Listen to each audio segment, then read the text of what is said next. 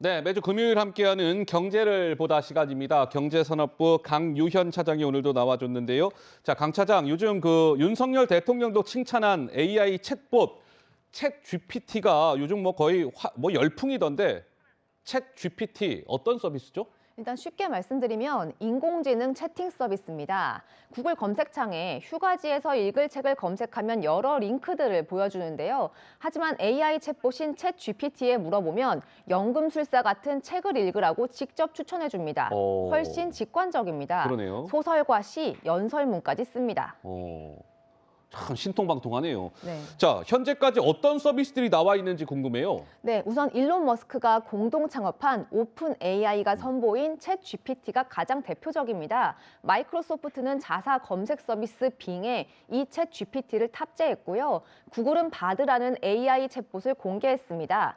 국내에선 네이버와 카카오, 중국에서는 바이두, 알리바바, 텐센트 등이 출격을 준비하고 있습니다. 그럼 실제로 질문을 던지면 어떤 답을 합니까? 현재까지 일반 대중들에게 서비스를 전체 공개한 건 챗 GPT뿐인데요. 한국 경제의 문제가 뭐냐? 이렇게 물으니 2021년의 지식까지만 학습돼 있다고 전제를 달면서 가계부채, 낮은 생산성, 고령화 등을 문제로 꼽았습니다. 그러면 삼성전자 주가가 어떻게 될지도 물어봤는데요. 주가는 예측하기 어려운 많은 요인의 영향을 받는다며 당신이 스스로 조사하라고 답을 했습니다. 같은 질문을 여러 번 물었더니요. 매번 조금씩 다른 답변을 내놨습니다. 그렇군요. 각 분야 웬만한 전문가보다 똑똑하겠다 이런 생각이 드는데 문제점은 없을까요? 있습니다. 가짜 뉴스가 확산될 가능성이 가장 큰 문제입니다. 구글이 지난 8일 바드를 공개 시연했는데요. 제임스 외부 우주망원경에 대해 태양계 밖의 행성을 처음 찍는 데 사용됐다고 답했습니다. 그런데 이건 오답이었습니다. 이 때문에 사흘간 주가가 12% 넘게 빠지기도 했습니다. MS 빙도 7일 미국 의류업체 개배 실적에 대해 틀린 정보를 내놨습니다. 최근 국내에서는요, 수도권 한 국제학교에서 재학생들이 챗 GPT로 영문 에세이를 작성해 제출해서 0점 처리된 사건이 발생하기도 했고요.